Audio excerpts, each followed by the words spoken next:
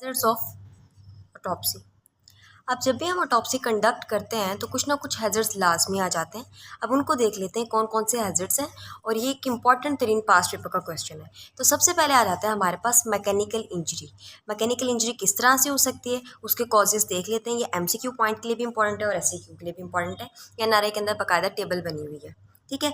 तो सबसे पहले फ्रैक्चर ऑफ लिम्ब हो सकता है स्लिपरी फ्लोर होने की वजह से, क्योंकि ऑटोप्सी के अंदर ज़ाहिर है वाटर यूज़ हो रहा है, पहले बॉडी को वॉश किया जाता है तो फ्लोर स्लिपरी हो जाता है। तो स्लिपरी फ्लोर की वजह से अगर वो ऑटोप्सी कंडक्ट करने वाला पर्सन गिर गया तो लिम्ब फ्रैक्चर हो जाएगा। दूसरी बात ये, कोई नीडल प्रिक हो सकती है जिसकी वजह से इन्फेक्शन जा सकता है, नीडल प्रिक हो गई। कोई कट लग सकता है, बर्निंग हो सकती है, शार्प बर्निंग हो सकती है, कोई शार्प या हॉट इंस्ट्रूमेंट की वजह से भी हमें डैमेज हो सकता है। तो ये बात याद रखनी है। थर्ड वन आ जाता है हमारे पास back muscle sprain. Back muscle sprain इस वजह से आता है कि कैडेवर है, जाहिर सी बात है, तो उसको लिफ्ट करने में लिफ्ट करने के अंदर जो है ना मसल के अंदर स्प्रेन आ जाता है, तो back muscle sprain. Fourth one is I के अंदर अगर कोई चीज़ चली गई है तो आई के कॉर्निया में अल्सर बन जाता है, आई कॉर्नियल अल्सर हो गया। ये सारे के सारे थे हमारे पास मैकेनिकल। फिर आते हैं दूसरे बायोलॉजिकल।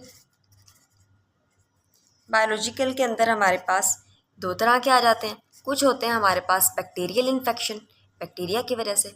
कुछ होते हैं हमारे पास वायरल इन्फेक्शन, इनको भी देख लेते हैं।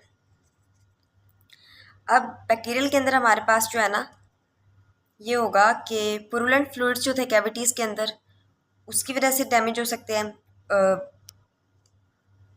बैक्टीरियल इन्फेक्शन के अंदर हमारे पास स्पेसिफिक इन्फेक्शन में आ जाता है typhoid, paratyphoid, tuberculosis, leprosy, anthrax. Viral infection के अंदर हो सकता है आपको हेपेटाइटिस, एड्स और फंगल इन्फेक्शन।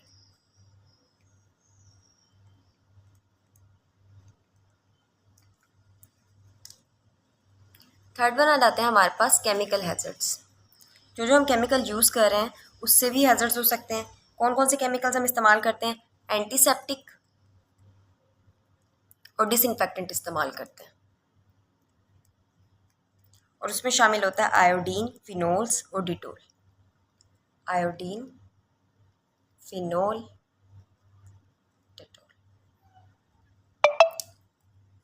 इसके अलावा हमारे पास इलेक्ट्रिकल डैमेजेस हो सकते हैं।